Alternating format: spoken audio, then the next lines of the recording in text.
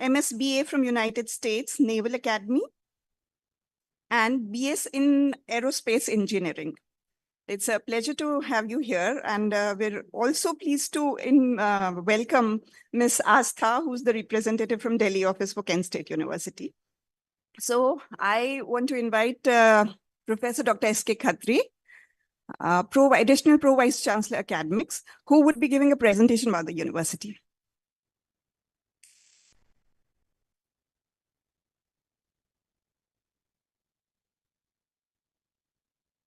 September.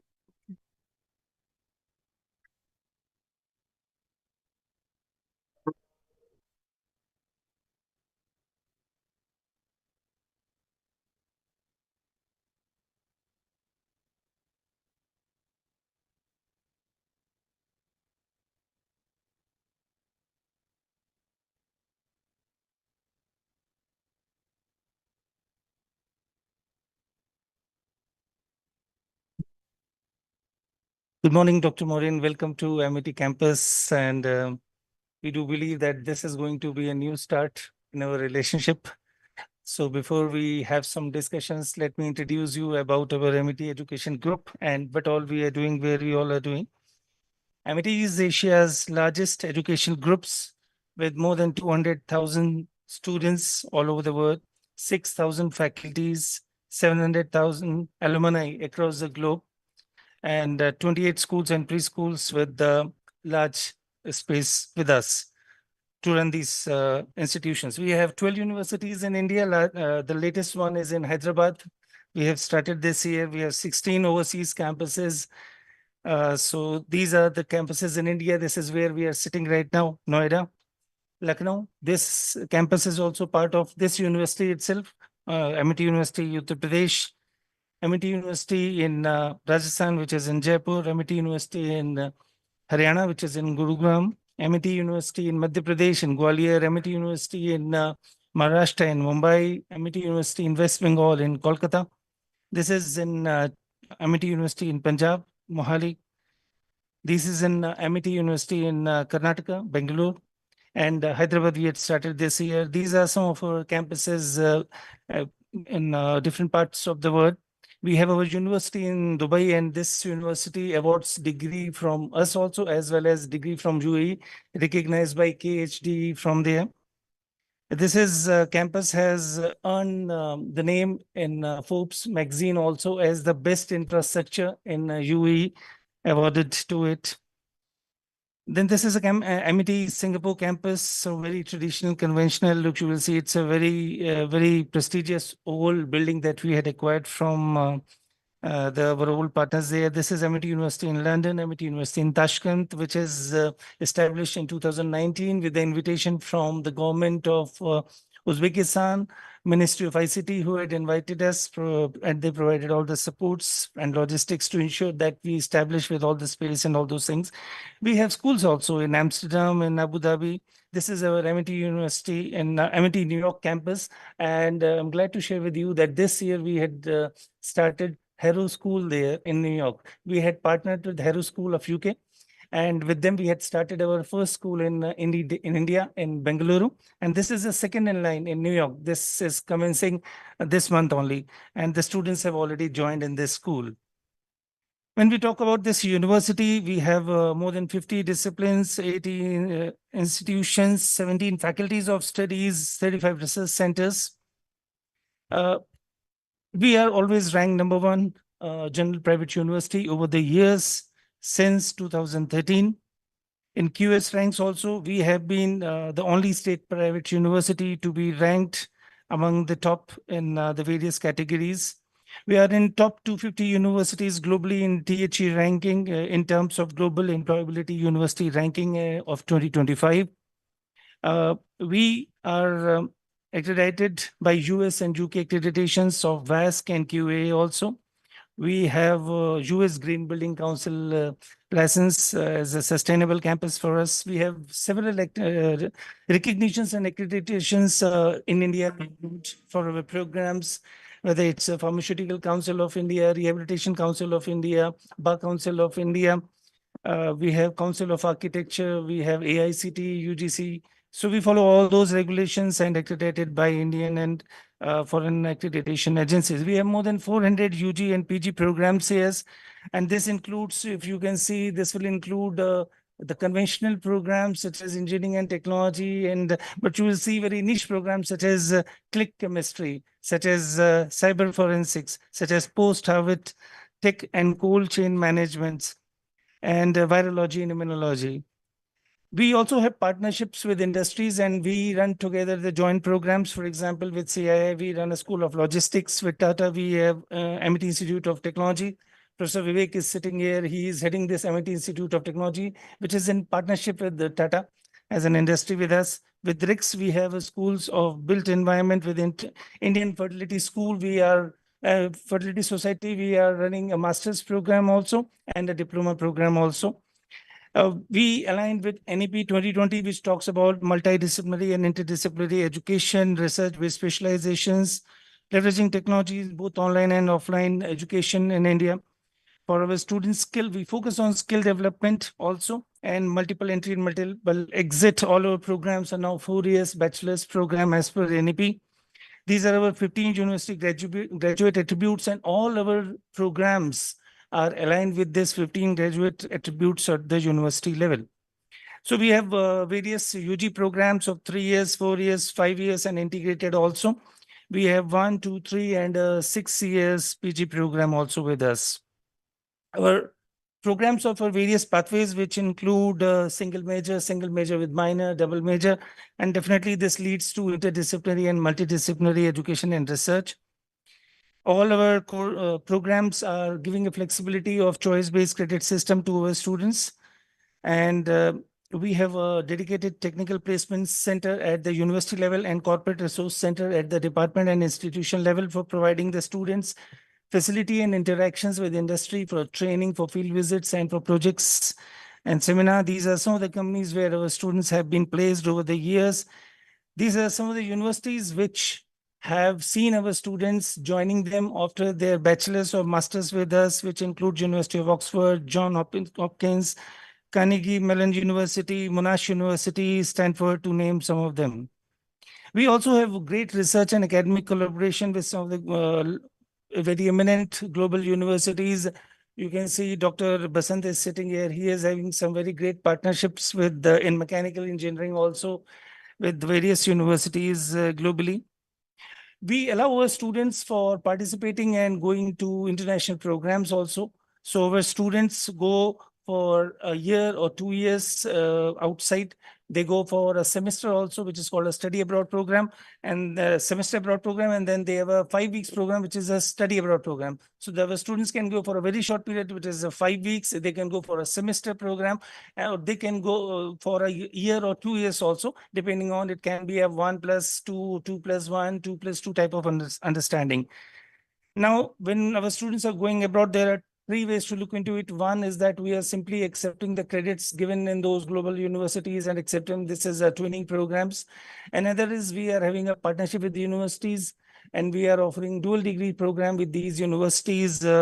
And to mention some of them, which include Nottingham Trent University, University of Nottingham.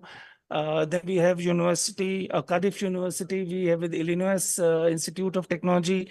So with them, we are offering joint degree programs. So the students are partially doing their study here and partially doing their study there, and they are getting the degree from both the places at the same time. So both the sides are accepting and exchanging the credits for the students. As mentioned, we have these programs, 3 continent India immersion program, where we invite the students. So definitely we invite your students also to come here for a period of small period of 2 to 3 weeks to understand the Indian system, culture, partially covering the contents also technically. When we talk about intellectual capital, we have more than 160 MIT research fellows. We have more than 60 Ramalinga Swami, Ramanujan Wellcome Trust and Inspire fellows. Some of them are working with our scientists here. And this is a very interesting fact where I would like to emphasize more, because when these fellowships are happening, they are happening with the funding of Government of India. So our Indian scientists who are abroad, and when they want to come back, they are joining Indian universities of their choice. and working on a project which is funded, and their salaries are funded by the government of India. We as an MAT have the largest number of such fellows in India. So this talks about that the credibility of our research and our ecosystem of academic and research environment that is provided to our fellows who are attracted towards coming to our MIT campuses. We have more than 350 honorary and adjunct professors with collaborations with 172 government bodies and corporates in India and globally also. We have more than 500 scientific collaborations also. More than 28,000 papers have been published by our faculties in Scopus with more than 290,000 citations. 154 is our university H-index with 4,500 case studies of our faculty being utilized and bought by the faculty from Harvard, Stanford, MIT, Imperial College. So they are using our faculty case studies also. We have a very large number of research projects also funded by national and international agencies, which include Bill and Melinda Gates, ROHM has, Leverhulme, ICMR, ICAR, DRDO, DST, DBT, ICSR, to name few of them. We have more than 420 patents being already granted and 35 technologies being transferred to the industry. We are conferred National Intellectual Property Award for being the top Indian academic institution for patents and commercialization. This talks about the strength that we have and the ecosystem we have for our faculty and students, that whenever they are doing some research, it has to be then transferred into commercialization, and also in terms of leveraging and giving a facility to increase their TRL levels where the industry are coming to us and buying those technologies. We have more than 30 research centers and center of excellence at MIT. These are some of the agencies with whom our funded projects are running by our faculty internationally. Some of the international fundings which have been received by us, which include one from DETRA, which is a nuclear science and technology, one of the very eminent project we are very proud of, with us with Texas A&M, and definitely sponsored by DETRA. Then we have our MIT own satellite ground station at MIT Dubai. And it's not only our MIT students and faculty, but also other universities in UAE. Not only universities, other institutions, private institutions and industries and government bodies are also using this facility for their purposes. We have recently established a Center for Artificial Intelligence with a capacity of 10 petaflop, which is one of the largest in terms of educational institutions in this region. We, as mentioned, that we have also a large number of case studies. To mention as the last thing, we also support our students for their startups and for their entrepreneurship. We have entrepreneurship division. We have a division for innovation design, which is headed by Dr. Sujata Pandey. She is sitting here. And our students are being handholded by the faculty members initially for their designs or ideas. And once it is done, then we have this innovation incubator, which is having 17 virtual also campuses in India to help various students and faculty and others also. So this facility is not only utilized by our faculty and students, but also by people from outside. And more than $40 million have been in the last couple of years have been attracted by the budding students. So this talks about that our students have some very great ideas, and innovation incubator is helping them with it. As you can see, our eminent faculty who have been sitting here, Dr. Kim Suni, who is heading this domain of engineering and technology, Dr. Sanjay Singh, he is the director of aerospace engineering. Then we have Dr. Manoj Pandey, he is heading the biggest engineering technology institution at MIT School of Engineering and Technology. And earlier he was heading one of the university campuses, so he had very rich experience in academic administration. Dr. Neeraj Sharma is heading Defense Technology Institution. This institution offers program in partnership with DRDO. So we have a partnership with government, and together we are offering a program where 1 year they are studying it and 1 year they are completely working on project in industry. It's a highly skill-based and interactive type of programs. I'd already told you about Professor Vivek and Dr. Basant, who is an eminent researcher. He's from IIT background, and definitely Dr. Sanjay Singh is also from IIT background, and he had a very great networks, and he is working on consortiums also. So this is our team who are going to meet today. We are looking forward for some wonderful discussions with you, and looking forward for all the possibilities with new NEP, which says that we can have partnership for our students, short-term, long-term, medium-term visits, joint programs for the students, research collaborations. So possibilities are in all the directions. And as our Honorable Founder President Sir says, who had established this university way back when he came from Germany after 28 years there, and he being the biggest entrepreneur in Germany, a non-European an entrepreneur who had established and then acquired up to 6 industries there, coming back to India with only one cause, contributing towards the cause of education to the society. This is what we are doing for those many years. We look forward for a very fruitful interaction and long-term relationship. As Founder President says, once an MAT and always an MAT, and we do believe that this is just a beginning. Your visits are going to be more frequent. Our visits will be there to your university. Some very fruitful discussions will be there and meaningful outcomes will come out. Thank you and welcome again.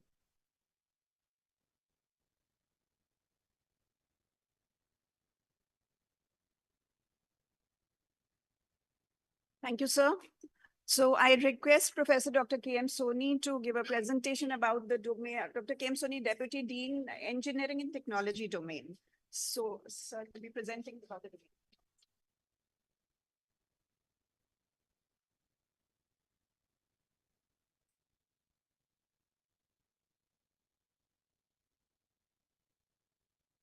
Good morning, all of you, especially Dr. Maureen and Ms. Astha Mendiratta. So I'm here to present about my domain, engineering technology, that is one of the largest domain of the university. And this domain has 8 institutions, 7 institutions, 1 center of AI, that is very nearby. I think we will able to show you. And ASSET is the largest institution of the MIT University, Dr. Khatri has just spoken. And MIT Institute of Information Technology, MIT Institute of Aerospace Engineering, and AIT, Defense Technology, Nuclear Science and Technology, and Space Science and Technology. These are the institutions running offering programs. This is our ranking, NIF ranking of engineering. As you can see, in the country, we have 1,100 plus universities and plus 10,000 plus institutions of engineering. And we are, in last ranking, you can see 22 at the university and 37 in the engineering. And we are offering PhD programs also in our domain. And these are the different PhD programs. In ASSET, we have 5 PhD programs: civil, computer, electrical, electronics, mechanical. I'm just brief to do time paucity. Then PhD IT, we are offering aerospace engineering, automobile engineering, defense technology, nuclear science technology, renewable alternate energy, solar energy, space science technology, and AI. These are the PhD programs which we are offering. This is the scholar strength.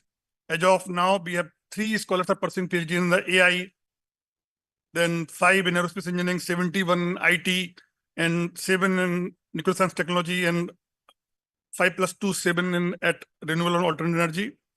And space science technology, we have 4 scholars. And AIT automobile engineering, we have 2 scholars. And ASSET, we have put together in domain, we have 179 scholars are pursuing PhD, and 300 plus PhD already awarded in the domain from domain of engineering technology. Dr. M.K. Pandey is sitting here. He's the heading the institute of ASSET.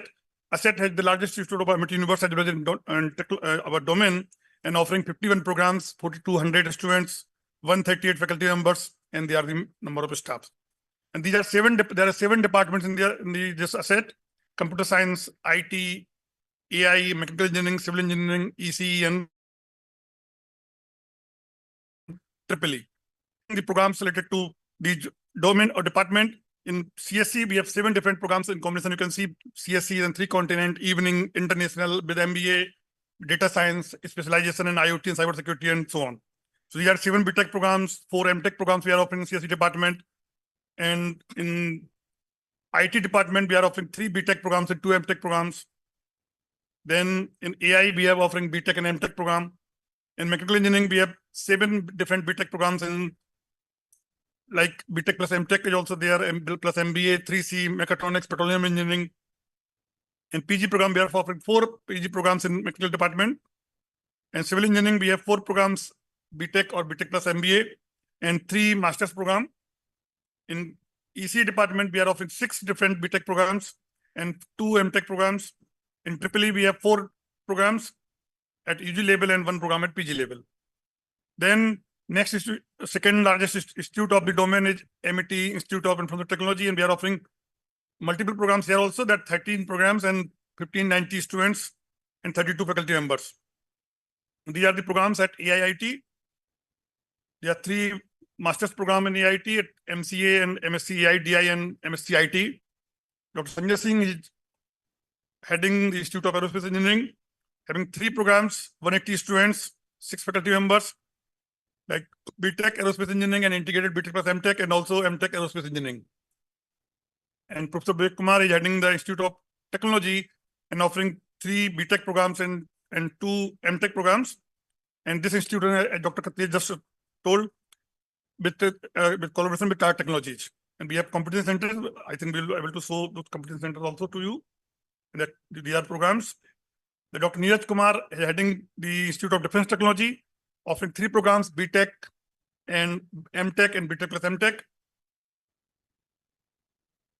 Then Nuclear Science and Technology, we are offering 3 programs here also, BTech, MTech and BTech plus MTech. Then Professor Prasad, he is heading the Institute of Space and Technology, and we are offering again 3 programs here also, BTech and BTech plus MTech and MTech. And we are also, in addition to these degrees in BTech or UG level, we are offering the specialization honors or minor degrees in the different departments for all students. And our BTech programs is IT accredited. We have the sponsored lab in our domain.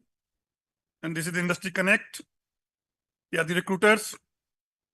We have global study program and 3C programs or study abroad program, semester abroad program with the universities.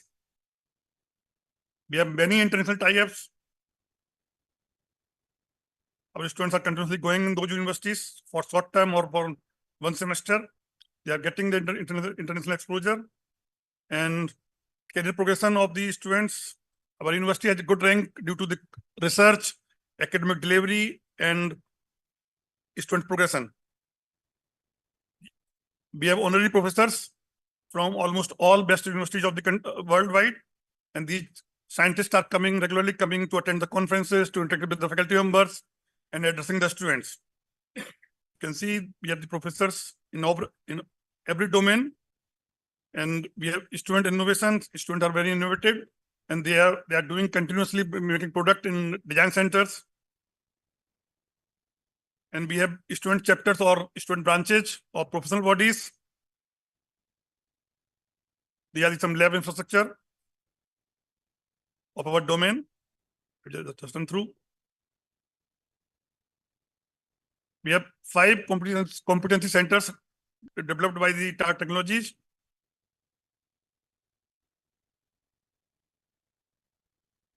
There are some pictures of those competency centers.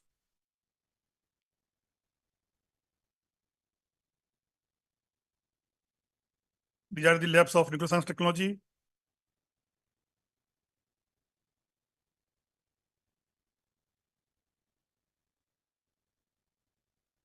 Thank you.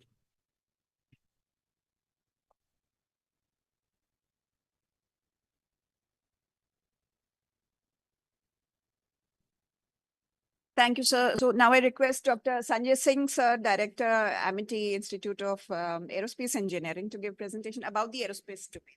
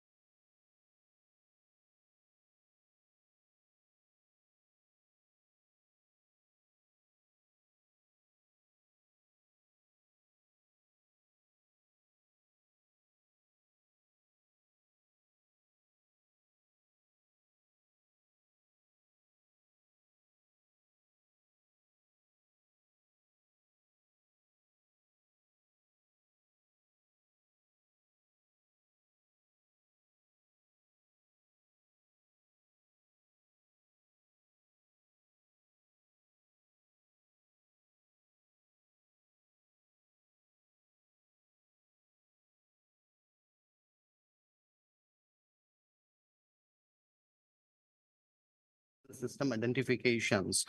So I have published more than 47 papers in reputed journals and conferences. So now next we have Dr. V.R. Sanal, PhD from ISC Bangalore, very reputed, rank is number one in the research. So ISC Bangalore, and his research area is aerospace propulsion, and he has published more than 150 papers in reputed journal. So now next we have Dr. B.K. Agarwal, so PhD in thermal engineering. So research area is thermal and aerospace structure. So next we have Dr. R.K. Saluja. So he is PhD in mechanical engineering from Punjab Technical University. His research area is thermal engineering, aerodynamics, and IC engine and biofuels. And the number of publications, he has published more than 27 papers. So next we have Dr. Neeraj. So PhD in aerodynamics from NIT Kurukshetra, and he has published more than 25 papers in reputed journals. So now we have Dr. Narendra. So PhD in renewable energy from NIT Kurukshetra, and his research area is renewable energy, composite material, and mining, and he has published more than 20 papers. So next we have Dr. Thillai Kumar, PhD from IIT Kharagpur, and joined recently, and he has published during his PhD, and after he is having some research experience. So he has published more than 14 papers. So now next we have Dr. Agni Rao, PhD from IIT Kharagpur. His research area is compressible flow and turbulence, and he has published 2 papers and 1 book chapter. Now next we have Mr. Rudesh, PhD. He is pursuing PhD in flight mechanics, and his research area is flight mechanics, aerodynamics, and materials. Next we have Dr. Jeevan Rao, PhD in composite materials, and he has published many papers, more than 12 papers in reputed journal. So this is the research publications detail. Our focus is research because this university is research and innovation driven university. Our focus is on research and innovation. So last 2 years, so our faculty members, they have published in 2024 22 papers, and this is going on 2025. Till now, we have published more than 7 papers. So number of books, chapter 3 in 2024, number of conference articles in Scopus Index. All I'm talking about is Scopus Index, 33 papers in 2024, and 2024, 19 papers. Number of presentation, the number of papers presented by our faculty members in 2024, 9, and 2025, 14. So these are the details. We have filed more than in the last 2 years, more than 12 patents. And the number of projects submitted to the funding agency in 2024, 6 and 2025.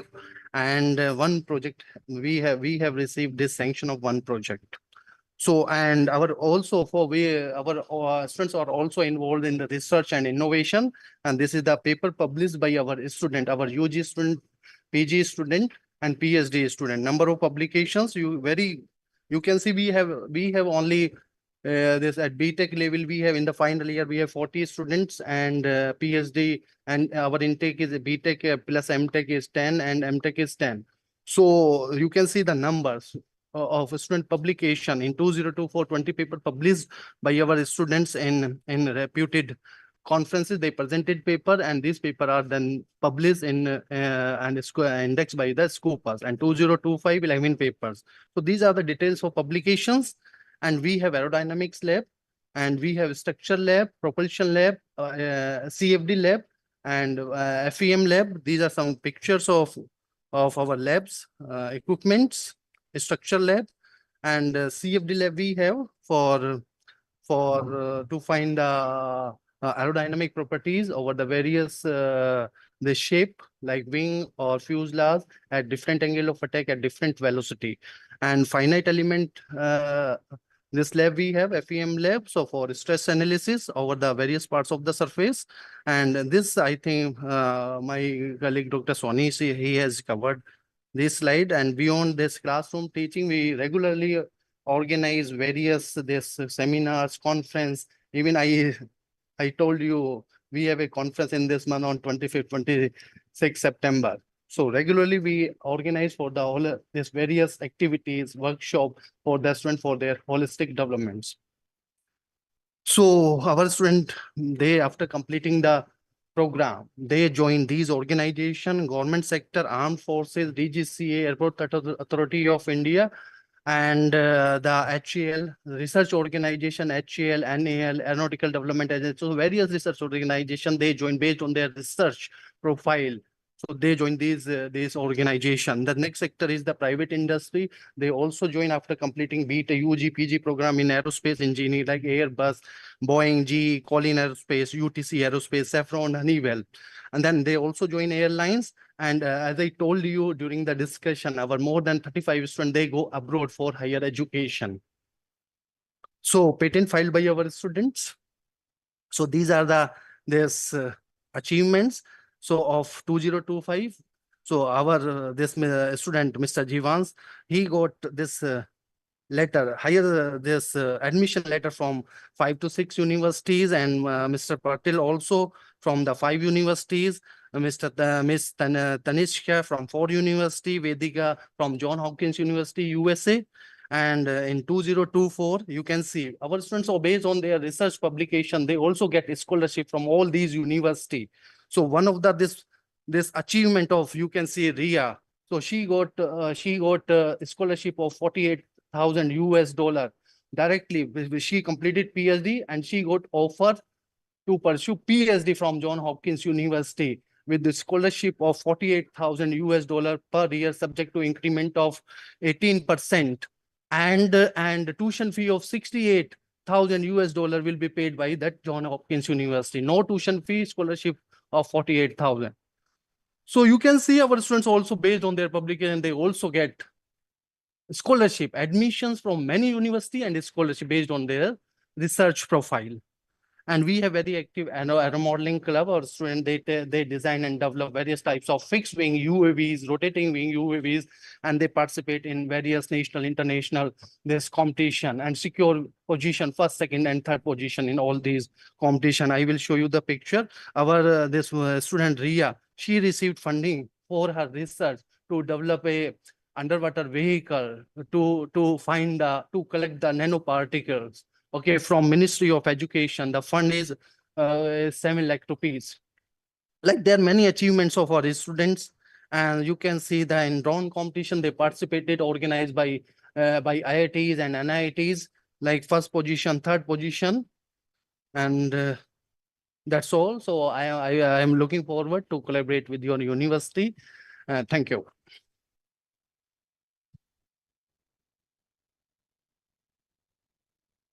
Thank you, sir. So now I request Dr. Maureen to share some details about Kent State University and the College of Aeronautics and Engineering. Over to you.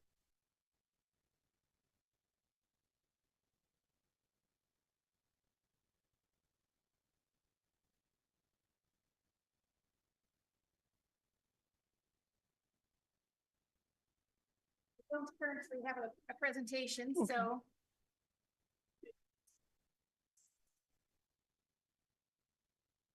Just be me speaking. I could not get my phone to speak. So thank you so much for hosting me today. I really appreciate it. And for the overview, not only of the university, but also your units and what you're doing. It's very, very forward thinking, which is exciting. Normally when I speak about our college, we find ourselves back home trying to educate, if you will, some of our industry partners and those around us, how forward thinking our college is. And you guys are already doing it, which is really kind of exciting. And by that, I mean, so I am the Associate Dean for the College of Aeronautics and Engineering. I have worked at Kent State for about 20 years. And we consider ourselves quite niche as far as where we are in Northeast Ohio and where we are playing, and that we are offering, starting from the bachelor's level up to postgraduate master's and PhD in aerospace engineering. But we also focus on mechatronics engineering, and we focus on cybersecurity engineering. When we've had a long history of engineering technology since I started working at Kent State.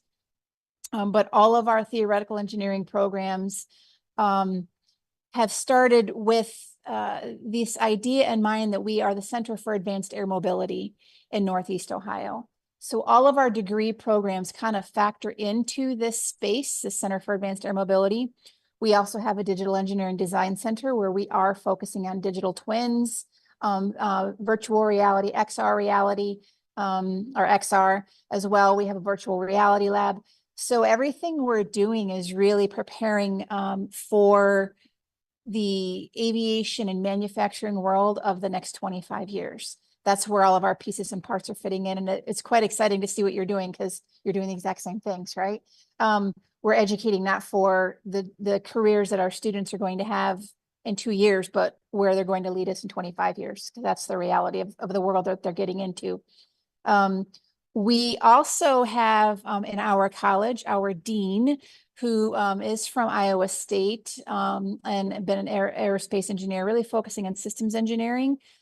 She is now our university lead for our AI integration on campus. So you have an entire, it looked like maybe department working with artificial intelligence, which is amazing. Again, we're not as advanced as you are, but we're leading that for our university, and that will be in our college as well. So I just wanted to say thank you at this point in time. I'm sure I'll have some opportunity to answer some questions, but there is a lot of synergy.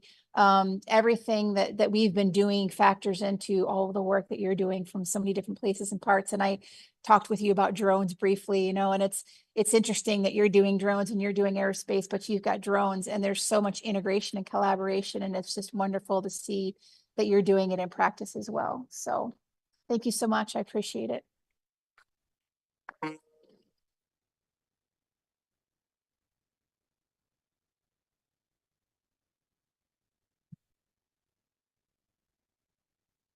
Thank you, Dr. Maureen, for a wonderful introduction about your college, particularly what you are doing in specialized areas. And like in system engineering in aerospace, this is also one of interest area for us also. So I think now it is time for us to interact and understand that what all we can do, because you're particularly coming from aeronautics and engineering. So Dr. Sanjay, if you would like to start that, what all you, if you already had some discussion before this?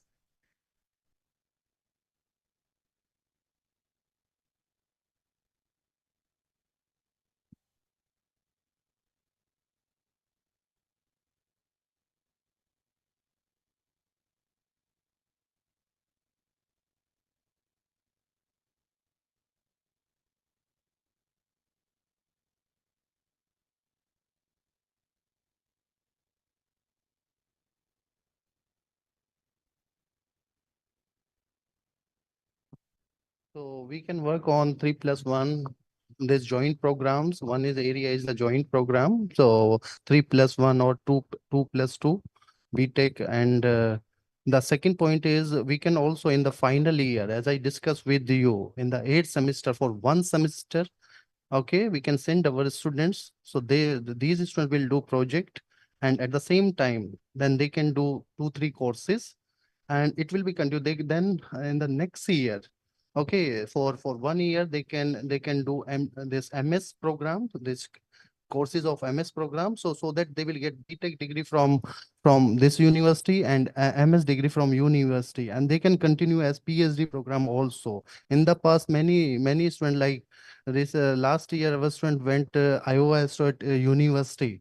Okay, so in the 8th semester, then in the now he has completed MS program and joined in the PhD program with the scholarship also. So I requested you, if you offer scholarship to our students, so then definitely more students will be interested to join this MS program or PhD program, okay, in your university, right? And we can also collaborate, like if I talk about the research, right? So research joint publication, I will share this expertise of my faculty members with you. So we can have a online meeting, like and this is the also we are running PhD program. So there may be possibility that one guide from university, external co-guide from your university, or for your student, our faculty member may be the co-guide for them.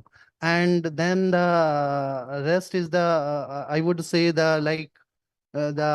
we organize regularly this lectures for the students, okay.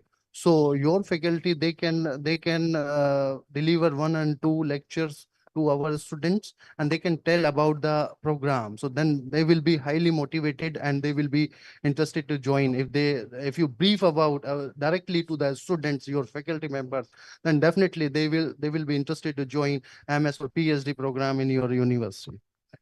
Thank you, Dr. Sanjay. So before we listen to others, I think what he had said is broadly these 5 areas of possibilities is there.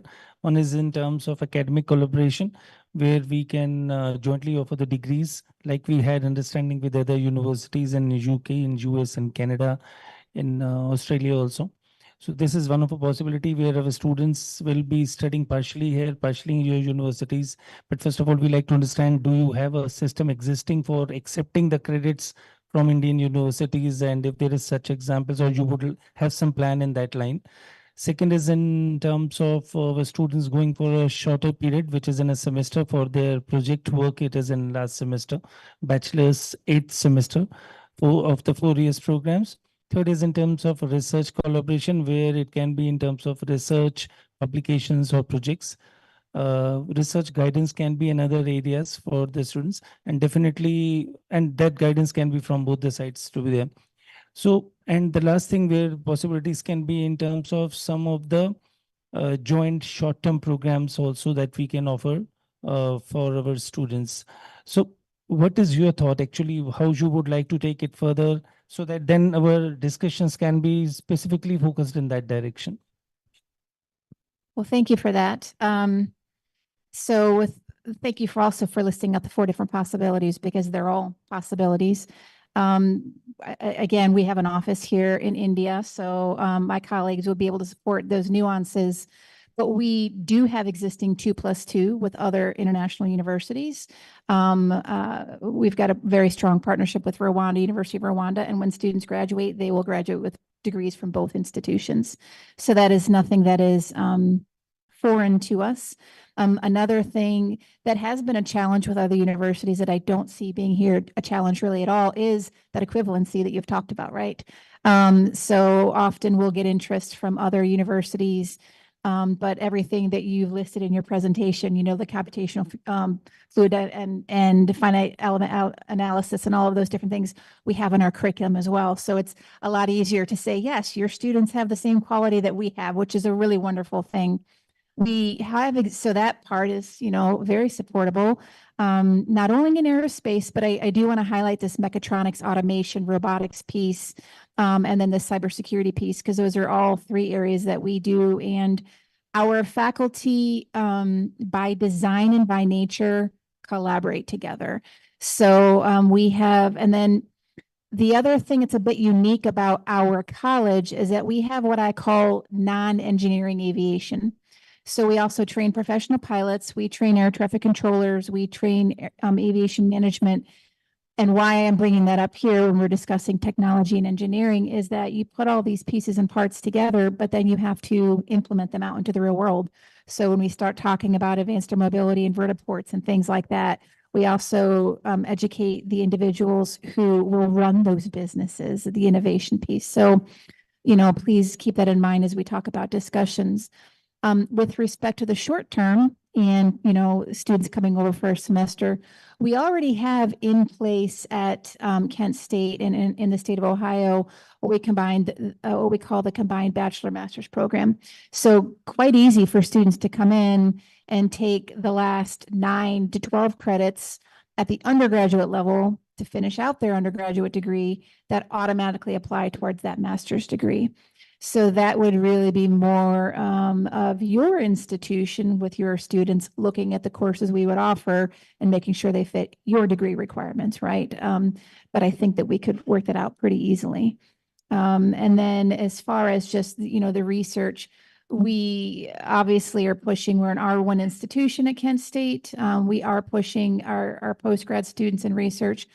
But the other thing that's really impressive, and I saw the same thing in your institution as well, which is another collaboration that I really appreciate, is the emphasis on undergraduate research. I think there was this thought quite often, at least back home, that hey, as a freshman or a sophomore or as a first or second year student, you don't have the ability to do research, but you do. And they're very, very innovative. I mean, some of the ideas they come up with are things that we're like, never thought about it that way. And we really emphasize that as well. So there are definitely a lot of opportunities with that. So it's quite exciting. One other thing which Dr. Singh has also mentioned was regarding possibilities of scholarship. You have such scope or some understanding with some universities who partnered with you, and the students joining your university under this understanding are given some scholarship in their programs? So absolutely, definitely something we can talk about. I know all of our research faculty have very generous startup packages to bring in their researchers. And then as we take all of this information back and I work with our office here, would love to have those conversations about what possibilities there are to bring the students over. Thank you. Dr. Basant, you would like to add something? Because they have programs in mechatronics that will also be of interest.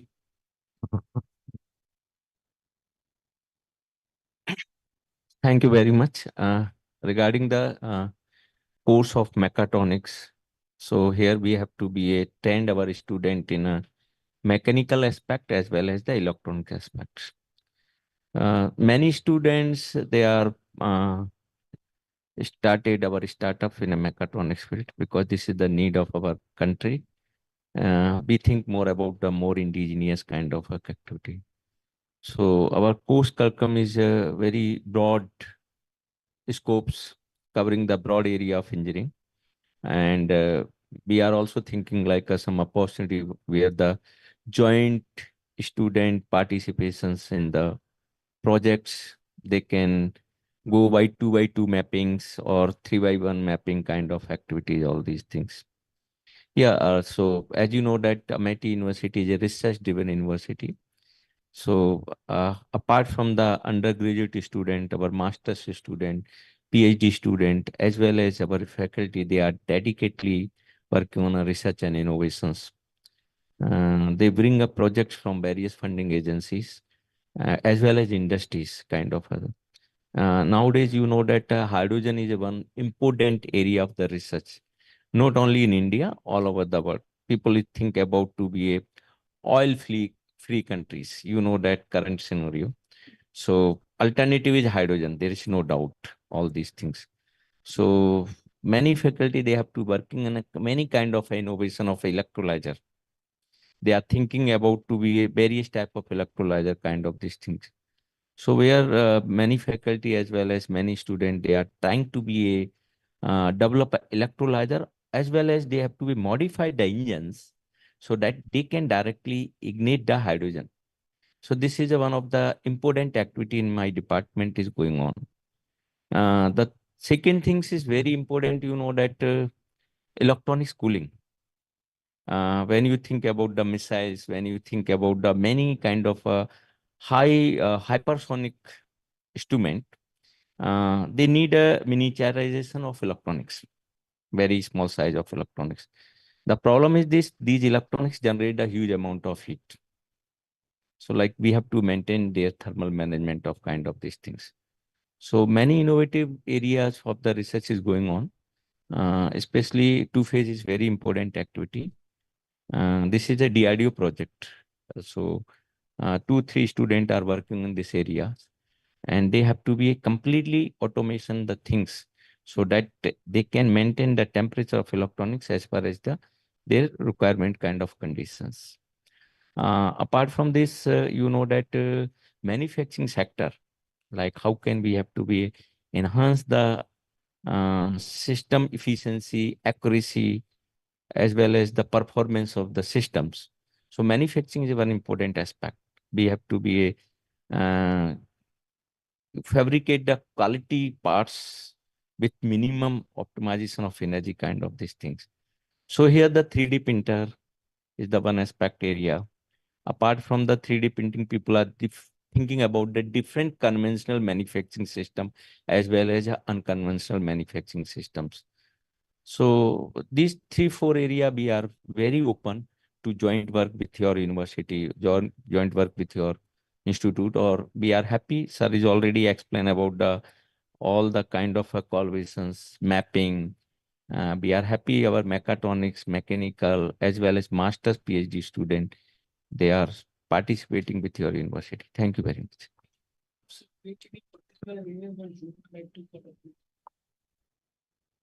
Hello. I think Dr. Sanjay has already covered most of the points for the collaboration.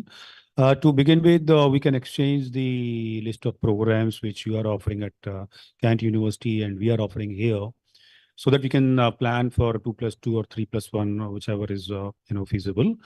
And the list of faculty members with their specialization, with their research areas and all that, so that we can begin with the joint publications and joint submission of the funded project. So I think that is just addition. And Well, and if I may comment on what you said, I agree with everything, of course, because we're very similarly minded. And I want to say how much I appreciate again, and I might sound a little bit like a broken record, how forward thinking you all are. I'm quite honestly, that's how my brain works. I'm a strategic thinker. This is one of the things I do is I go out and I speak with people, but with respect to mechatronics, we find that many people don't even know what it is. And you hit on the manufacturing sector, and you hit on, the automation, you hit on the 3D printing. It's all those things that we see, but to find partners that are already thinking there that we don't have to explain it to, you're a little bit more advanced, which is really wonderful. So thank you for that. And, I didn't have the presentation, but we have an entire 3D printing center. We actually have a degree in industrial engineering technology. So we're a bit different in Kent State at the undergraduate level, that we do both engineering and engineering technology. And we are really trying quite hard to educate our surrounding community that they're all engineers. It's just how they do the engineering that's different, right? Our theoretical engineers are going up to their differential equations and Laplace transforms and all these different things, and they're creating things from scratch, but we need the applied as well. And so for every one of our undergraduates, mechatronics, aerospace, cyber, we have a complementary engineering tech degree program. Those students, our aerospace engineers take thermodynamics, our engineering technology students take applied thermodynamics. So, but they all can funnel together. We do something quite unique where we have a year-long capstone course where they're designing. We work with industry partners on projects, and every single engineering major on both the engineering and the engineering technology side feed into this one class. And next fall, we will have an industrial engineering and systems engineering program that starts, which ties into the mechatronics, which ties into the aerospace, which ties into, and thank you for nodding, because I feel like I have a kindred spirit over here who thinks that. So there are really, it's almost like sometimes you can look at the future of the world that our students are going to lead, right? That's what we're in the business of doing. And you can be a little bit intimidated and overwhelmed, but when you know that we're preparing them the way we are to think in all those places, because they're going to have to do a different type of engineering, a different type of electrical work. We're thinking the same way. So thank you for that. So basically, in our mechatronics student, I'm just talking, manufacturing is one strong area. Our mechatronics also second area. Computational techniques also very strong area in our area. Like you have said, many kind of equations. I did my PhD from IIT Kanpur and my postdoc from Iowa State University. Most of the times I involve in these equations and implement in a real system kind of this things. So now be thinking, because in our university, AI is very compulsory course, not for engineering, all the streams of the institutes, this AI. And especially for a engineers student, this is the compulsory for courses. So what is the motivation of our this using the AI kind of these things? We have to be a participating AI with the physics informed neural network. So many problems that we have to be solved by the mathematics, we can solve by the using the AI with FINS, Yes. physics informed neural network. So this is our plan to be implement for our student also. Absolutely. Thank you. Yeah. Thank you. Most of the point already we have covered.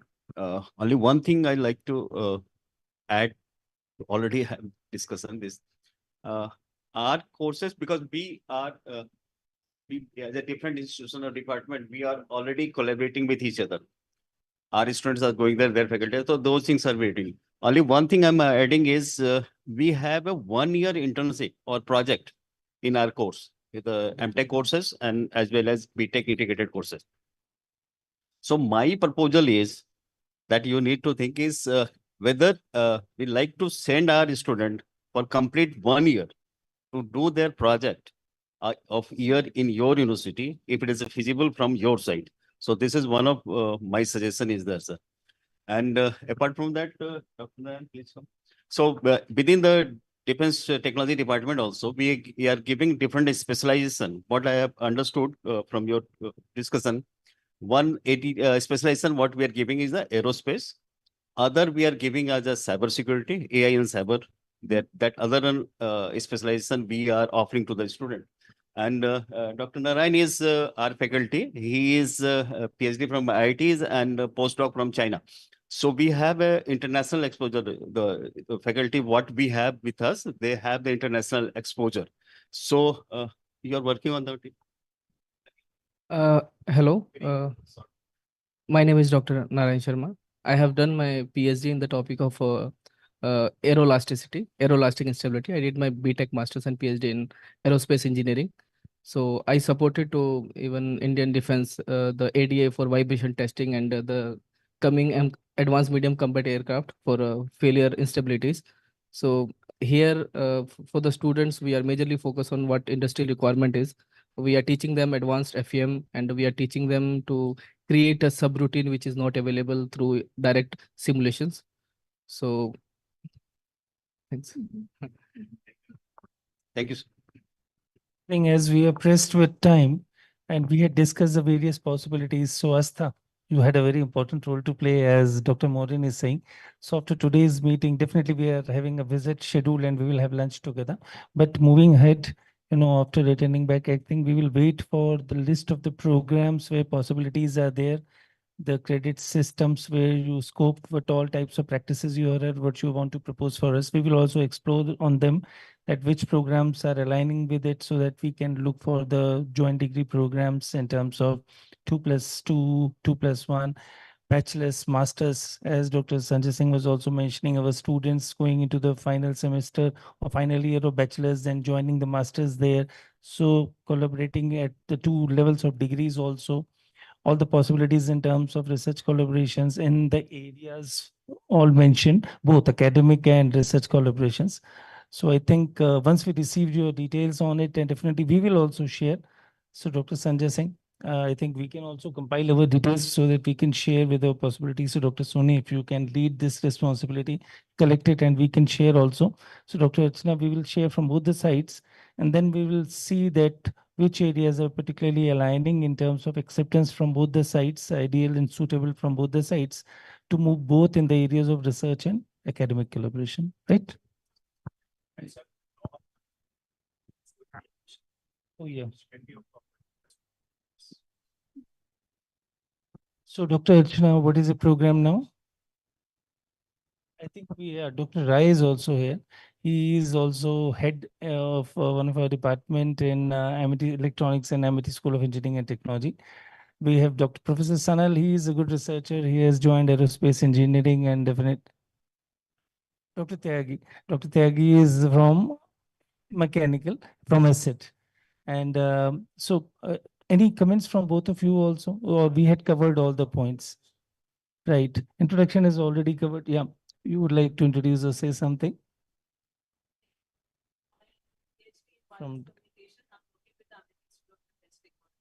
So she's with Dr. Neeraj Bhatt in wireless communication. So that cyber security, that aspect is also interest for her also. So Dr. Sujata, you want to say something? Any area which is not covered?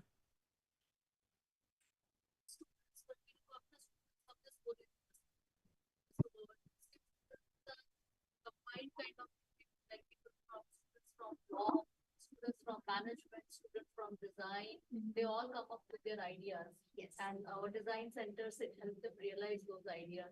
Yes. So maybe they may be participating in some competitions or they may be starting their own venture as well. Yes. So these are the areas where we and we have ventures in many areas. You know, recently we have one student who has started his company in the area of drones.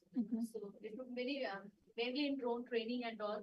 So he has got, you know, contracts from Indian Army as well as from police, and also he's developing their labs as well as, and so it is in second year and he's earning in millions right now.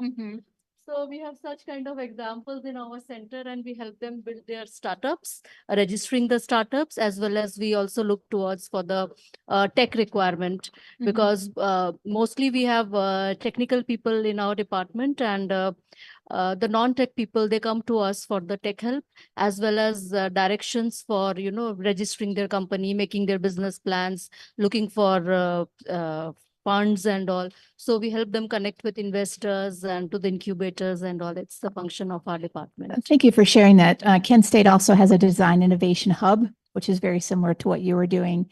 And then in the College of Business, and we have dual degrees with our College of Business, they house the Entrepreneurship and Innovation Center. So you're doing what we do in 3 different areas, but very familiar with that methodology and way of looking at things. It's exciting to see them start up their own companies and go out and change the world. That's awesome.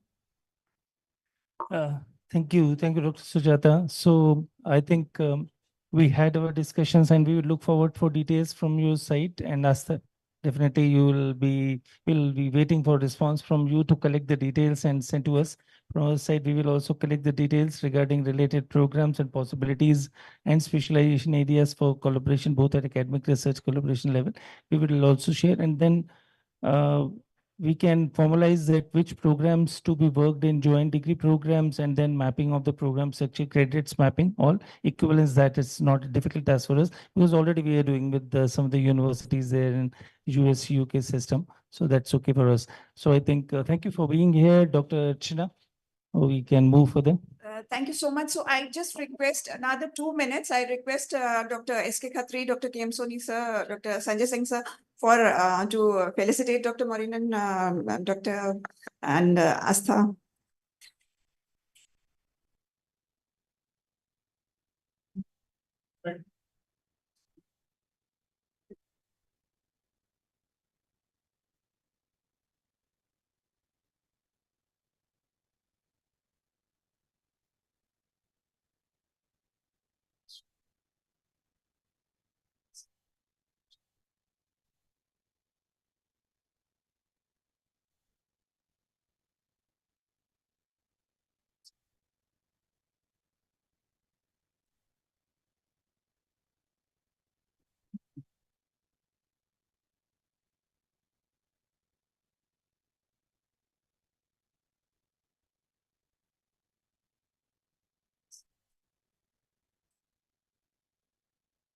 Yeah.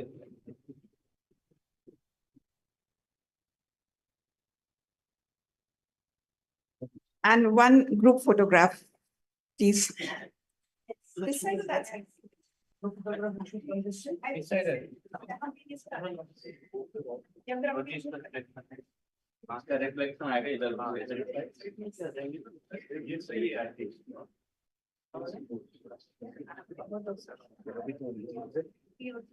Yes, yes, for you and for the hot day. Close the day.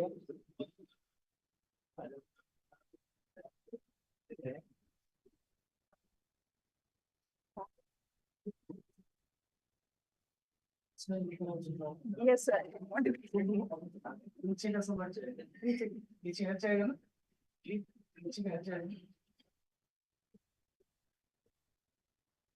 Yes. Yes. One. Yes. Today.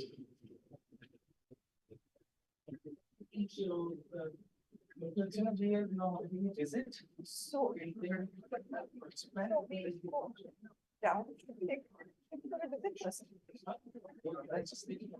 No, first we have an interaction with the students at seminar. Seminar. Yes. Right.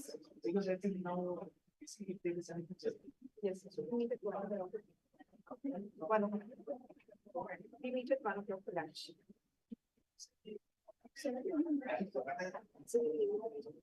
Yes.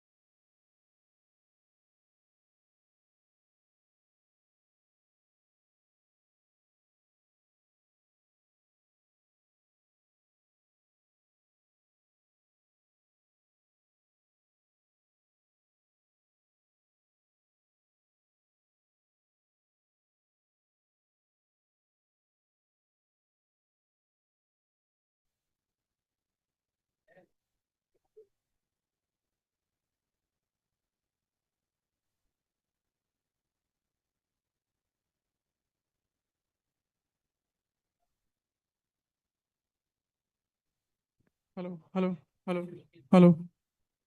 Manoj sir. Hello. Hello. I'm sorry, I am the last Hello. one. Hello. I am Shivam Chandra. And you found that past. Amit, am I audible to you? So still technically. Yes, sir. Yes, sir. I myself.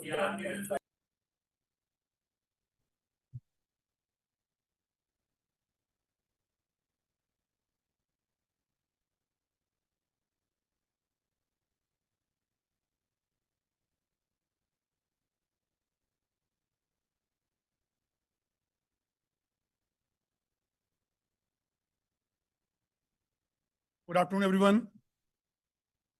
Please keep your mobile free from your hands and put in silent mode. Good afternoon again. Dear students, good afternoon. Now it's better. On behalf of most respected Honorable President Dr. Sukhdev Chauhan, very visionary and dynamic Chancellor Dr. Atul Chauhan, and our Honorable Vice Chancellor and Domain of Engineering Technology and my own personal behalf, I would like to welcome Dr. MAUREEN, Associate Dean, Academic Affairs, Kent State University, and Astha Mandiratta, University Representative at India from the same university, Kent State University. They are here. This is the delegation from Kent State University to discuss about the opportunities in their universities at USA. You know, I think you have heard the name of Kent State University. It's a very renowned university. And there are many opportunities for you to collaborate, to continue your study in 2+2 programs for bachelor's. For masters can be 1+1 program. For PhD scholars, it can be joint degree or dual degree, or some short-term program like 6-month project at UG level, or 1-year dissertation at PG level, or joint PhD, joint supervision. So you can take the guidance from them. You can ask your questions if you have any. There may be questions from a scholarship point of view, maybe academic point of view. But you know, as per our NEP 2020, there can be possibility of joint degree or dual degree of UG at 2+2 and PG 1+1. Otherwise, there is a possibility of short-term program. You can do 6-month project of your UG level, that you can continue your degree of masters from their universities. Similarly, for master students, they can do 1+1, or otherwise they can do only project that can be continued in a research program, that is PhD program. So I will not take much time. I would like to request Dr. MAUREEN to discuss or to interact with the students and deliberate about her university and can give the details about the opportunity for the students. Thank you.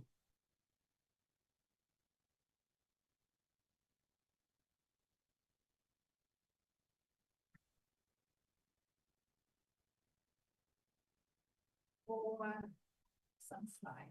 Just tell me how much time I'm going. Okay.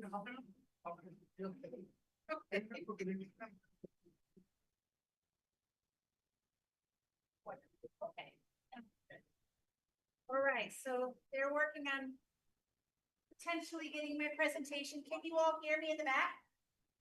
Yes, while we wait. Okay. So hello, my name is MAUREEN McFarland. I am from Penn State University in Ohio. You know where that is?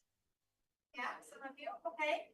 While we're waiting to start this question, I know many of you are either aerospace engineering background as well, from the Naval Academy.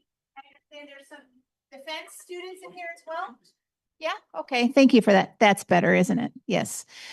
So before I get into my presentation, this is going to start up here in a minute. Why are many of you here studying aerospace engineering? I'm going to put you on the spot. I'm also a professor, so I like to hear you talk. I know, it's awful, right? And you're smiling at me, so I appreciate that. Why? I know. Why did you pick your degree?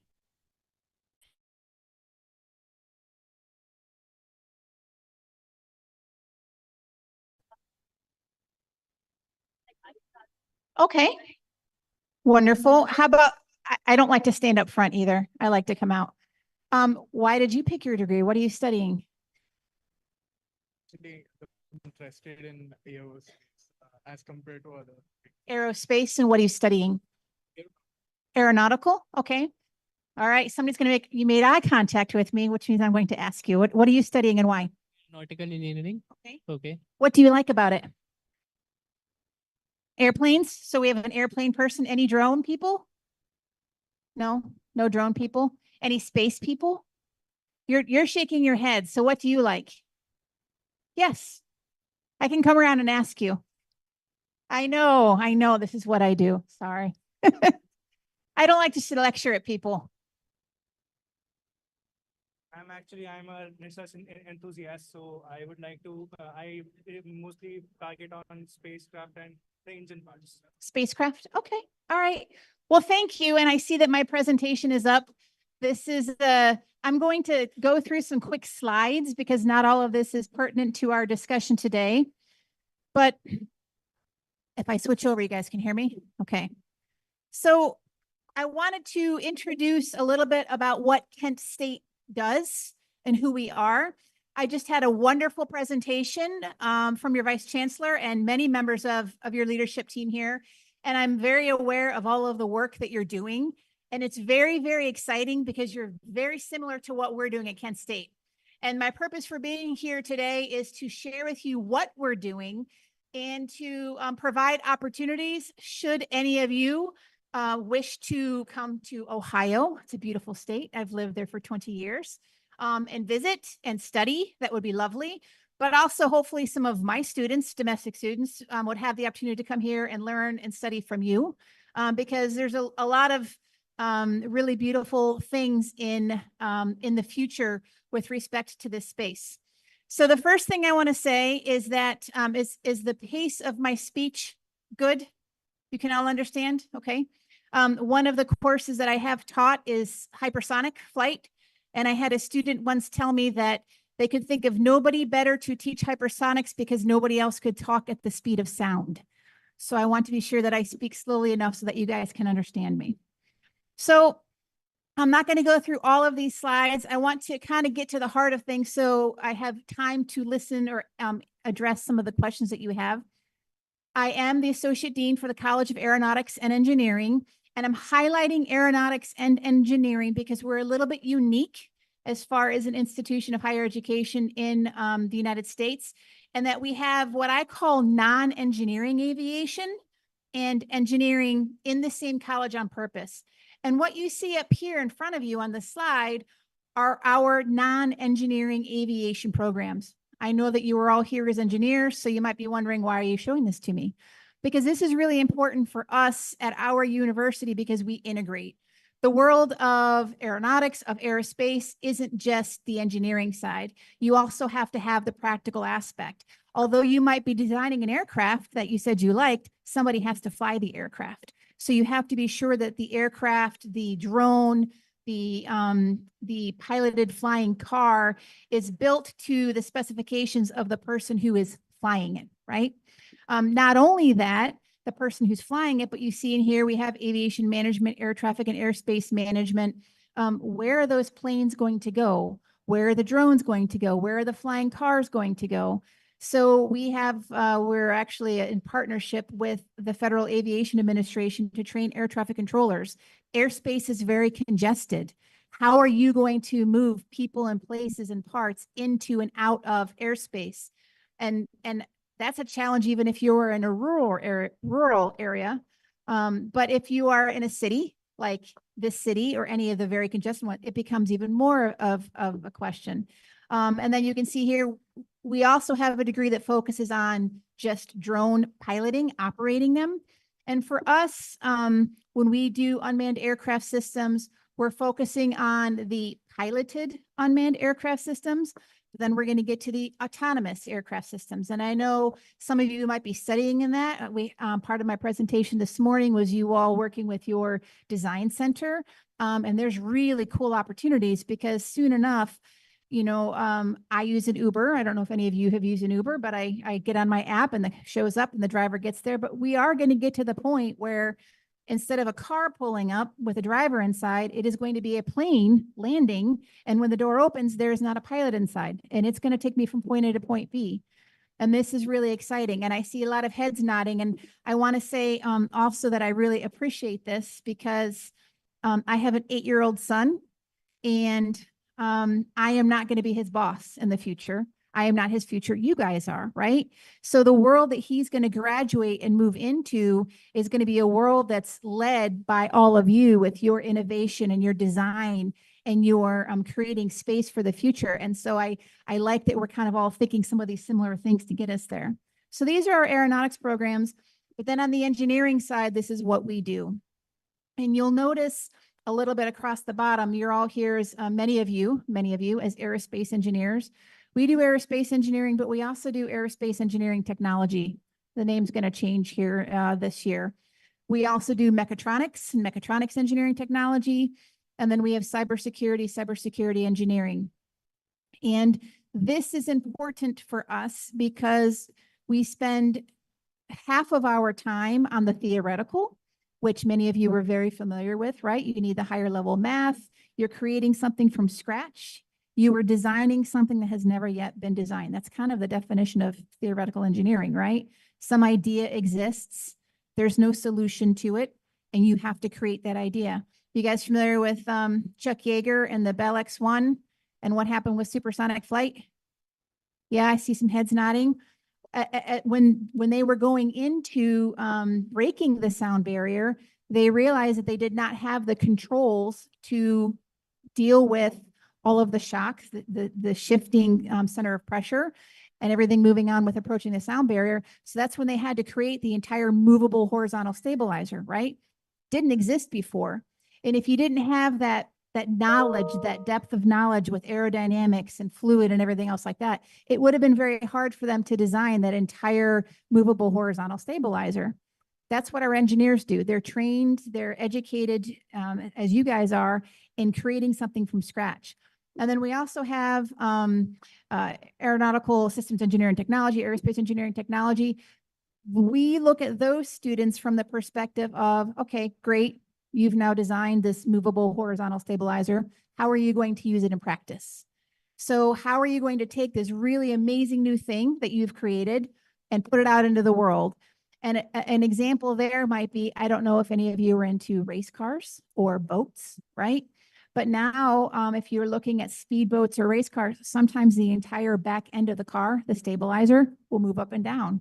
So it took something that was created by engineers, that movable horizontal stabilizer, and it put it into a new context. What do cars have to do with planes? Quite a bit, actually. And they put this newly designed item in a new and innovative way. So we cover both. And that's important from a mindset because we are very, very lab heavy in our college. So we've got these degrees up here. We also have an industrial engineering. But I wanted to talk to you. I wanted you to understand where things were from an undergraduate perspective. I do have, I don't know if I have the slides in here of our different labs, but we have some of the most advanced labs in actually our Northeast Ohio. We have the only air traffic control simulation lab in the state of Ohio and one of 5 or 6 in the country. I'm very big on 3D printing, additive manufacturing. We have an entire foundry casting lab in there as well. And all of these feed up into our master's and PhD programs. The way we do our graduate work is, and this is something that I spoke with your leadership about, potential opportunities for all of you in the future, is that you could come potentially during your last year or one of your last years here and take 3 classes from us at Kent State University that would count for your degrees here, and graduate with your degree here, but then you'd already be started and well on your way to a master's degree in one of these areas, most likely aerospace engineering, where we focus on space and aerodynamics is kind of our focus. I don't know what your focus areas here are with respect to your education. So one of the other things I wanted to point out about our college is that we are the Center for Advanced Air Mobility. Are you all familiar with the concept of advanced air mobility? Anybody? No, I see some heads nodding. Well, this is kind of cool. I learned about this. So I don't know, is the name of the company, I should remember. Who's the food delivery company? Tomato? Is that what it is? How do you say it? Zomato. Yeah, Zomato. Yeah. Do you know that they started an aerospace company? Yes, right? The founder of what I now know to be one of the largest food delivery companies in India has started LAT Aerospace. What is LAT Aerospace going to do? I see heads nodding. So some of you are very aware of this. It all feeds into what I have right up here in the slides. So the idea is that you have flying cars, which we've talked about, right? Whether they are piloted or autonomous, whether they're remotely piloted or fully autonomous, delivering people, ultimately people, or maybe, goods and services in remote areas from point A to point B. And that's a company that was just started in your country this year, right? And it's at the cutting edge, the leading edge of innovation within the aerospace industry. That's what we're doing as well. So we are the Center for Advanced Air Mobility. We're working with Archer Aviation, which is one of the companies that is also working here in India. They have pledged for this to be their second largest market outside of the United States, as far as moving people, cutting down on urban congestion. So, even a few minutes ago, I said, how does aerospace relate to cars? Well, it can alleviate the burden, the traffic on the road and the congestion and those things as you're flying from point A to point B in these vehicles. So this is another opportunity that our students have. And with respect to housing the center, what does that mean? It means our curriculum across all of those various degree programs I showed fits into it one way or the other. It means there are research opportunities. We rely very, very heavily not only on undergraduate research, but graduate research. And this is probably one of the main arms that we use to center our collaborative thinking around where we're going to as a Center for Advanced Air Mobility. And why that's particularly important, and why I think everybody in this room is in a really good place, and recognizing what the country of India is doing as far as leading the way. It's very, from everything I read with advanced air mobility, with the integration of drones in the airspace, is a very forward-thinking, progressive way of looking at this issue, which is exciting. And that's exciting because it's going to have a lot of money behind it, which means a lot of money for research, a lot of money for development. It also means it's going to be a career field that you can graduate and move into with a lot of success. I just have the US market for advanced air mobility, but it's a global market for sure. And I've already highlighted a few ways that I know India is looking to take advantage of this here in your own country. So, we're not talking millions of dollars, we're talking upon, billions upon billions of dollars. So a really exciting and innovative space to move forward into. So I think I've got a bunch of other slides, but this isn't quite the presentation that I expected to have up here. So I'm going to pause and see if I can answer questions. If your leadership here would have any other specific things that you would like me to address with the students. So ask questions, or I can ask you questions. I can figure something out. Or is there something either of you would like me to address that I failed to address thus far? I know it's hard. Put you on the spot. Oh. So she shared opportunities for aerospace students, management students, and mechanical students and computer science students. Okay, so very good opportunities for doing MS, PhD program. And this is the first meeting. We are planning to collaborate with Kent State University. So in the final year, we discussed with Dr. Maureen in the final year also. So you can go in Kent State University for doing your projects. And I also discussed regarding the scholarship. During my interaction with all of you, I told you the importance of the research.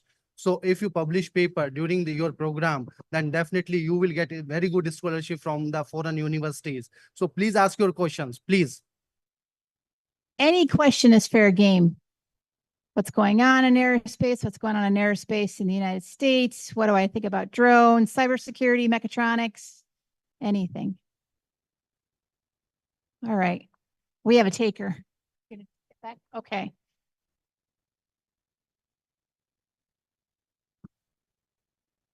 Good afternoon. I have a question about hypersonic commercial startup ideas. Can you, ma'am, suggest how does hypersonic ideas come into commercial market for aero transportation purpose, as the Concorde has been gone for a while, and how does it make a comeback in this modern era with an advanced security systems and advanced propulsion system? Can you please suggest some ideas to grow over the hypersonic commercial market in India or in the world? Okay, and so I'm going to repeat your question to be sure that I understood it.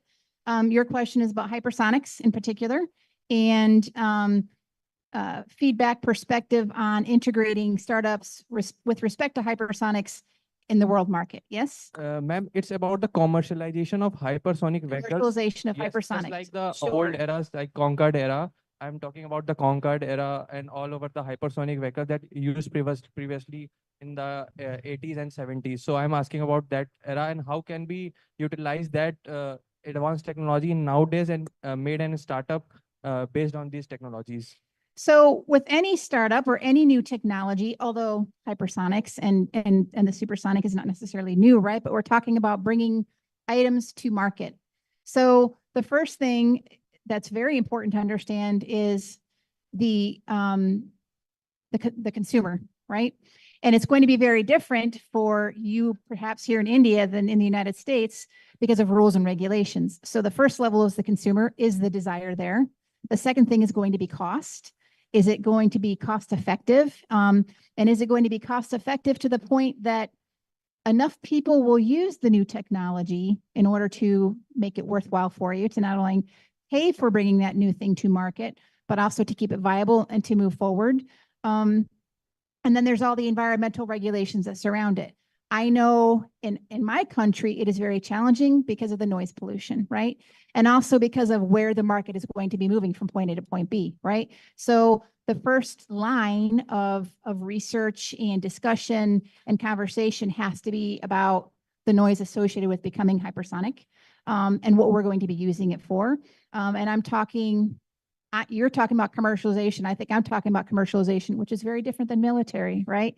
There's a whole separate series of rules and regulations. So I don't have, that's not my background. I'm actually a space person. So great for rockets and getting us to Mars eventually, but that's not quite the scope that you were thinking about. So the first thing would be look at the market. And then I don't know what's currently being done with respect to noise pollution, which is going to be quite a large thing. Are you learning that here? Do you have any background on that yet? So in other words, can you teach me something so that I can go back and share it with my colleagues? Not a while, ma'am. It's not yet. Thank you for the question. Dear students, please ask questions related to programs, opportunities, scholarship, etc.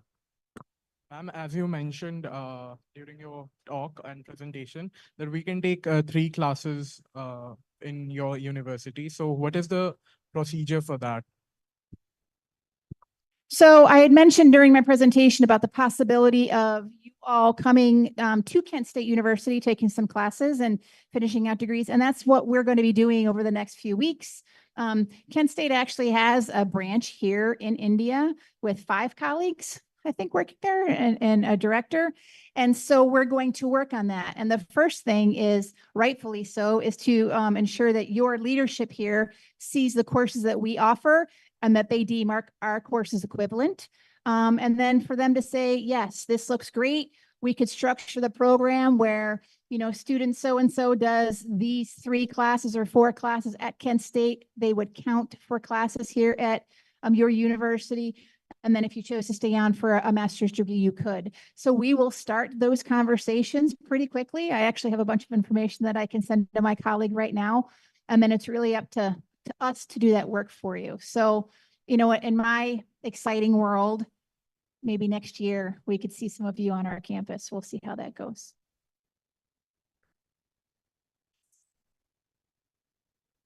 As you said that we can do our dissertations also in the university. So what are the procedures to do the dissertations in the university? And if someone wants to go for higher studies after the dissertation in the same university as a PhD, so how we are going to do? What are the procedures are there? What are the eligibility criteria that you guys are looking for?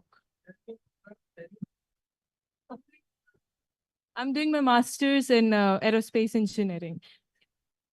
And if I understood your question correctly, you're asking about the admissions process, correct? Okay. So we do have a College of Graduate Studies at Kent State. Your typical student applies through the College of Graduate Studies.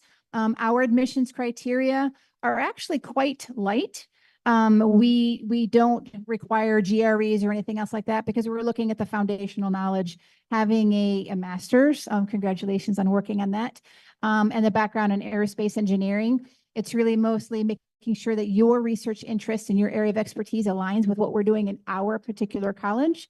And I've spoken about the fact that our research areas center in and around aircraft design, propulsions, as it relates ultimately, not everybody, but ultimately into this advanced air mobility drone space.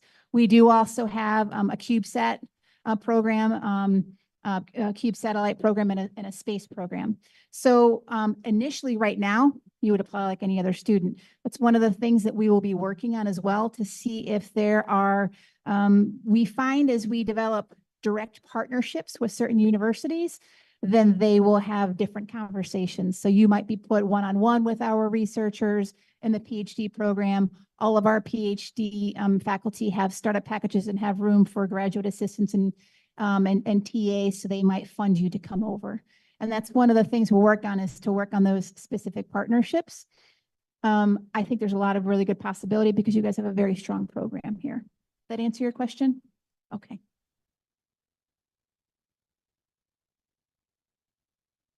Any other questions? Any other questions? Sorry. All right, here comes the microphone.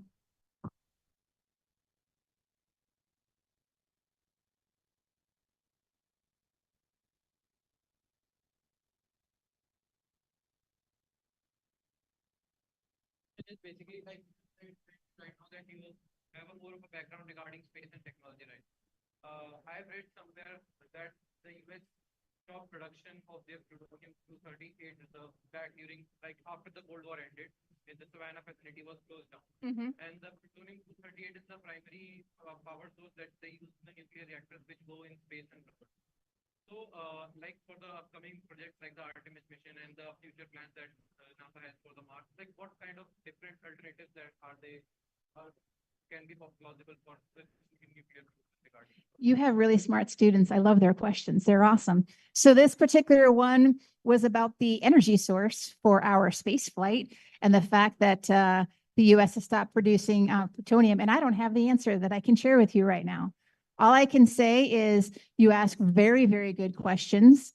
And that's also going to be part of the engineering process. If the material or the means are not yet there, you're going to need to create them.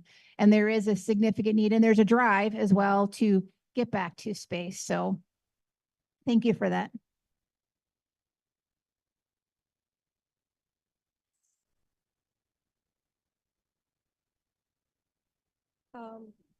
Good afternoon. So I am Daksha from Amity. I am in third year undergrad student. I wanted to ask, like, do you have any direct PhDs in your university? The question was which PhDs? Direct PhDs, like after bachelor's, can we do PhDs? Yes, so that's a great, great question. And again, something that I really appreciate about your university. You're very forward thinking. The trend is directly into PhD now, right? So when I got my PhD, you got your master's and then you got your PhD. Right. And now it is direct into PhD. And yes, all of our graduate programs are designed to go straight to PhD. So aerospace, mechatronics, and then we'll have cybersecurity engineering next year. And then we have a fourth one coming online, industrial and systems engineering will be bachelor's direct to PhD if that's what you choose. All right. So do you offer any scholarships and like for the living expenses and etc. Yes, and so that is one of the things that I was talking about before, and what I'll be doing working with our colleagues here in India from Kent State, and also your team is to develop those direct pathways to provide that information for you. All right. Thank you. Yes, you're welcome.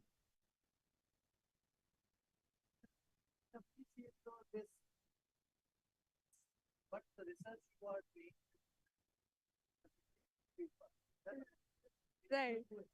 Actually, I He's present. telling you to brag about yourself, and so I think that's a good idea. Right. So I presented 9 papers in the aviation conference this July in US, in Las Vegas. So I wanted to know, like, is there any any preference for that in your university? So yes, there would be. And first of all, congratulations. That's very exciting. So I hope it went very well. And second of all, yes, and that is something that I believe that our faculty and our dean, associate dean, our dean of graduate affairs was supposed to be traveling with me, but she suffered an injury that she is fine with and was able to travel. But they would find that to be very attractive. The fact that you have already presented and you have that research desire, because what we have found with some students is that they don't have the desire to do the research and to present. And we are very forward thinking. We are in an industry where you really don't have time to just to sit and do, right? So I mean, some people can choose to, but I think they're going to be left behind. Gone are the days of you would just go to class and you would learn a topic and then you would learn the next topic and you would learn the next topic and then you would go out and teach. Right. And perhaps when we started teaching, that's how it was, right? But that's not how the world works. That's not how my college works and my university works. And from what I'm learning about you all, that's not how you work. So you would be very attractive because you're very innovative and forward thinking. And that is, I encourage you all to like pat yourself on the back a little bit, because that's not the norm in today for many institutions and also for many young people your age being that forward thinking. So highlight those things when you apply, because it's very exciting. Okay, so like my colleagues also are with me in researching on various topics apart from the curriculum that we are studying here. I can't quite hear you. Hello. Yeah. Can you hear me now? Yeah, so I wanted to say like my colleagues also are researching on various topics apart from the curriculum. So do you like take without taking any interviews or like direct So the question was more on the process without interviews and things like that. Yes, we do. So we will bring in PhD students and master students, some from a purely application standpoint, name and information on paper, but then we also do one-on-one interviews. It really depends upon the faculty member and what they are looking for, Okay. and how they are trying to structure their research agenda. Okay. Thank Yes. you. Thank you. Thank you.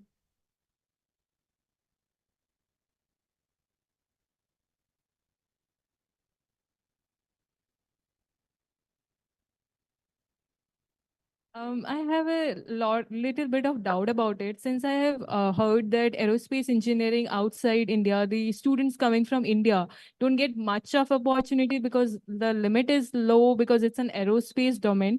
So after PhD or master's degree from any university abroad, what are the placements opportunities that we can get, or the opportunities or the careers that we can get in the US or look for? So really wonderful question, discussing, PhDs, advanced degrees, and I'm gonna put the undergraduate degrees in there as well, from institutions that are not US based, and what are the job and placement opportunities. And there's 2 parts to this question. Part 1 is in a normal world. Right now, the United States has an interesting leadership team that's making things some challenges, right? Today I don't have an answer for that because it's an interesting world. But generally I'd say your chances are as good as everybody else's. Quite a few of our faculty are not domestic, PhDs, and they've studied abroad all over the place, and we welcome it and we appreciate it because there's perspective and there's a variety. And I think about in our area, again, with what you're all studying, what we're studying, there's a recognition that this isn't just a US need or an India need, but it is a global need, right? And so people who come with global perspectives and an ability to apply those perspectives is very, very attractive. Also in our college, I have a gentleman who works for me. He is our it was his title, Career Services Director.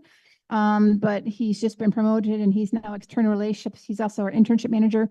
We focus not only on our domestic students, but also on our international students. We have a dedicated advisor for our international students because we recognize that you will come with different challenges, right?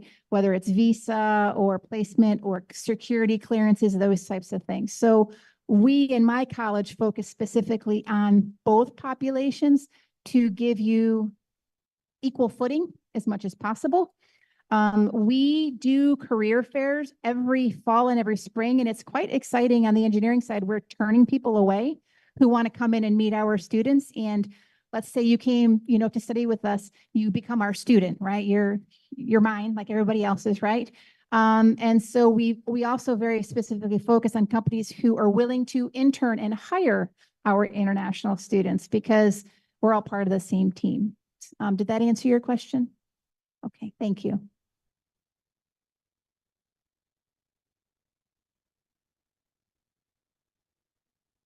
In your presentation, you mentioned that your college also offers aviation management courses. So, because similar courses are also available in Indian universities, so what difference would it be to pursue that course from your particular university, the future scopes of it? Thank you for that question. So that was referencing our aviation management, which is on the non-engineering side. So that is working on the business side of the aviation sector, right? Students in there, it actually comes with a dual, not a dual degree, it comes with a minor in business. And then we actually have a master's degree program. It's a master's in aviation management logistics. It's going to be tweaked a little bit, have a slightly different name, that is also dual degreed with the College of Business. So our students who enter that, and it's many of our aviation management students, will get a degree not only from the College of Aeronautics and Engineering in aviation management, but they will also get a master's, an MBA from our College of Business.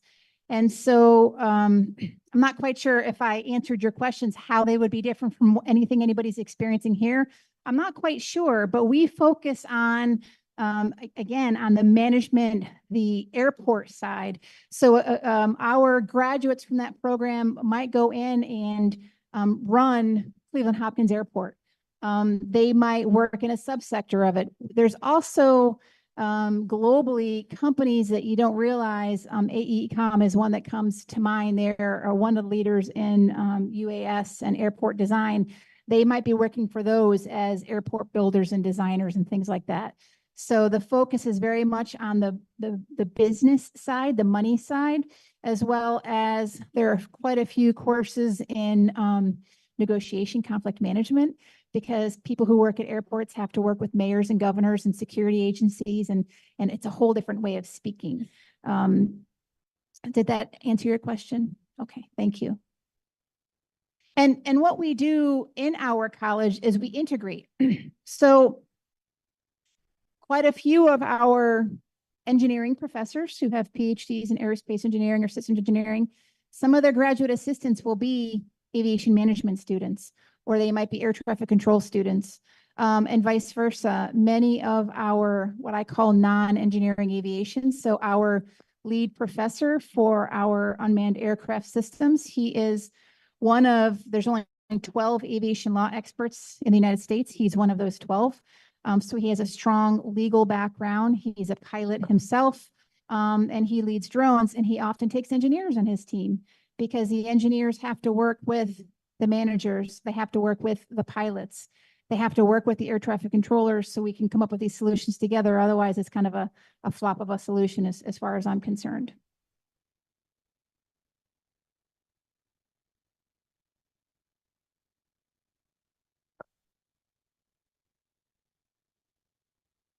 Thank you very much for your time. I really am very, very impressed by everything that you are all doing. I hope to see you on our campus sometime soon. It's kind of fun. Some of you are, I was going to go to Las Vegas, but it's nowhere near Ohio. So, but if any of you are presenting in and around the Cleveland area, please come to see us at school, and hopefully we'll be able to set up some of these collaborations and work with you more closely in the future.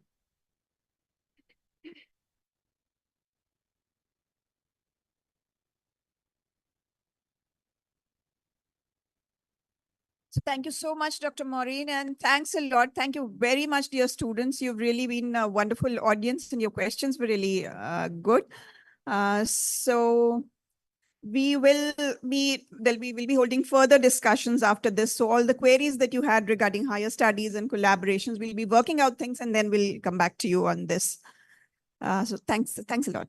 And thank you, Astha ji, for coordinating this.